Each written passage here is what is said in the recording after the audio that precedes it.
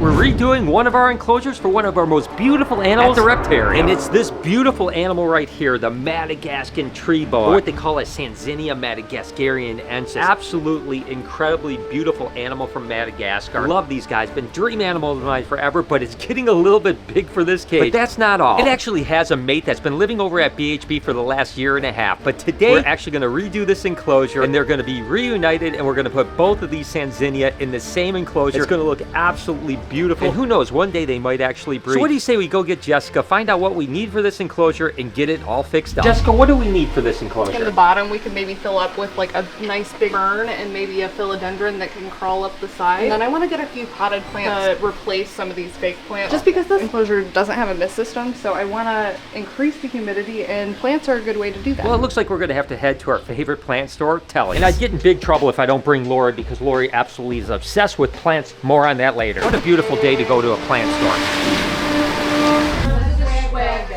Swag bag. Get it right. Did your weather app say, did you finally get it to load?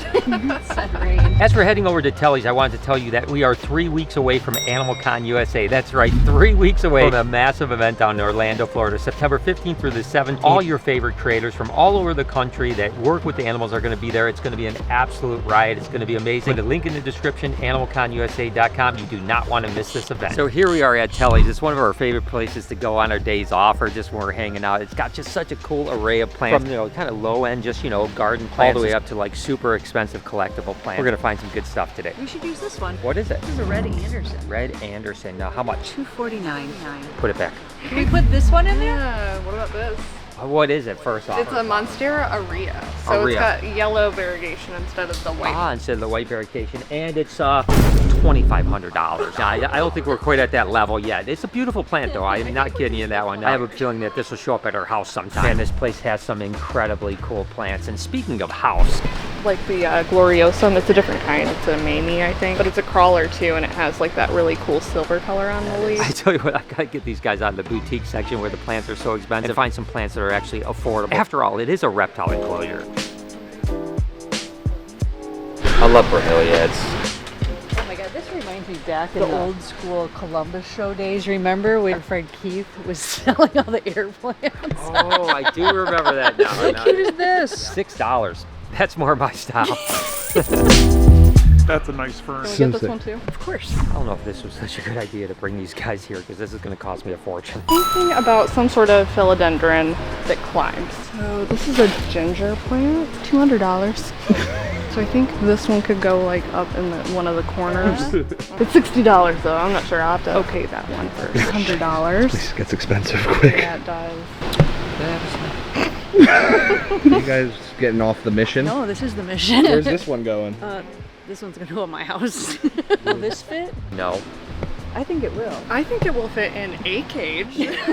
not the one we're doing. Jessica's killing me here. She's killing me.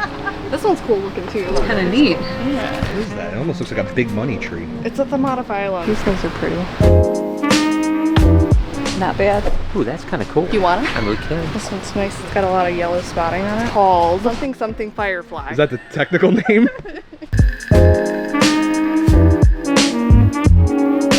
Super cool, and while we might not use it in this cage, I wanted to get some of these and try to mount them around the Reptarium, so I'm gonna go ahead and grab it. It's big staghorn. It's like the biggest species of them though, so super cool. Sick. Is there anything else you guys want to look at while we're here? Or? No, I think we're set. I think we're good. I missed the calatheas over here though. So we have everything we need. Let's go ahead, bring ourselves up, get back to the shop, and see how much this thing is going to cost me. Or not. We're just doing one cage, right? Dude, I appreciate. What's your name? Brennan. Brennan, it's good to meet you. Yeah, man. it's It's good awesome. to meet Love you. it here. We come here so much. We come here all the time because we're all into plants. How much was it? $271. Oh, Thanks. It's ringing. Stayed here for another hour. You didn't even make it over to Alocasias or anything. Yeah. He stacked this with me. Had to go. Remember the lesson. Lay the blankets down. Brian, Yeah. What are you doing? you guys need any help? Doesn't even listen or acknowledge.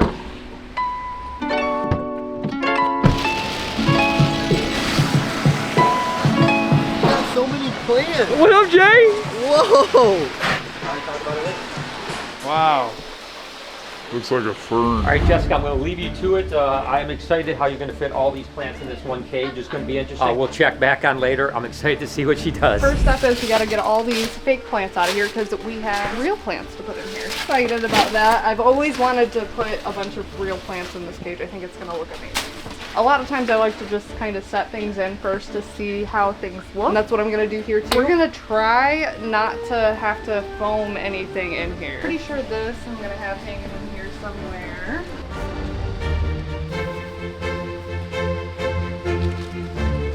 This one's pretty cool. They do climb. They're not like crazy climbers like some of the more vining species. I think if we put it like maybe somewhere like this, hopefully it'll grow up this main stalk. Now I just gotta go get the drill. Actually, let's see. We've got one more space right there. Put another fern. A lot of fern.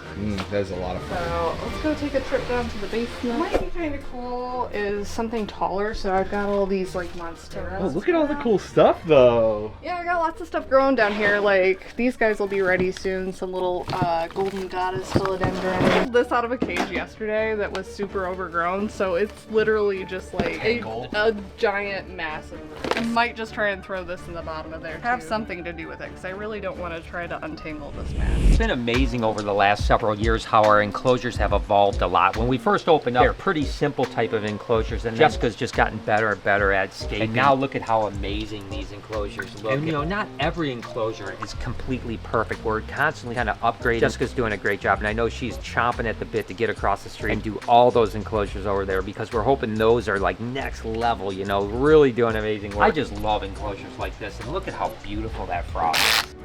Now the drill died. Ready? Take that off. Oh, got it. Oh wait, no I didn't. This is dumb.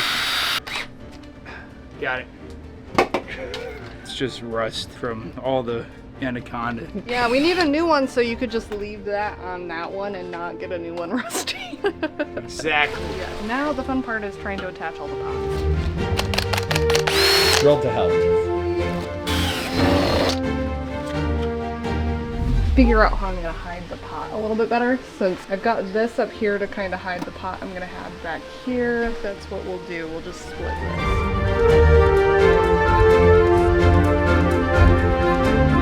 And of course, Sunrise's enclosure here is one that we definitely have on slated to kind of do something. Beautiful enclosure, but there's really no foliage in here whatsoever. Now, you do have to keep in mind what the animal that you have. You know, when you have a big-bodied constricting snake like a Burmese python, you got to be careful where you put foliage because they'll just crush them and ruin it. Reticulated pythons climb a bunch. Burmese don't climb nearly as much, so we could put foliage all around the top. Make this enclosure look a little bit more friendly and kind of more naturalistic. And the chances of Sunrise, which absolutely is beautiful. Look how beautiful you are, little girl. The chances are she won't ruin anything because she doesn't really climb. She stays on the ground. Now with retics, you have to be a little bit more careful, like I said, because if you put plants up top, they'll just go and just rip them down. This enclosure is definitely on the docket to get kind of a redo here in the next month or two. Really wanted to go with this one just because it's got this nice like rusty color on the new leaves, and the Sanzinia bows sort of have a similar looking color, so I think they'll pop with this. Is that a little bit of a tight cage? A little bit. You guys watching Jack?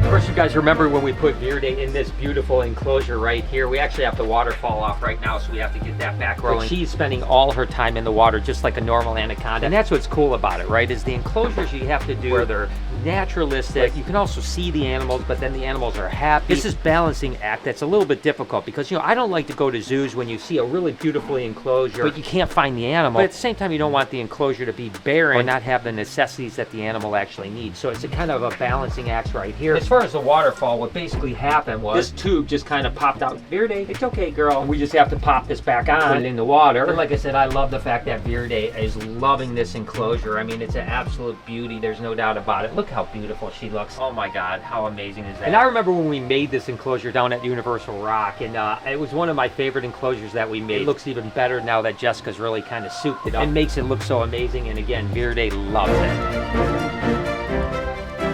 What are you doing, Brilla? I have this leftover fern, and I'm gonna see where we can fit it. That's probably where it's gonna fit for now. Nice little garden going on up here.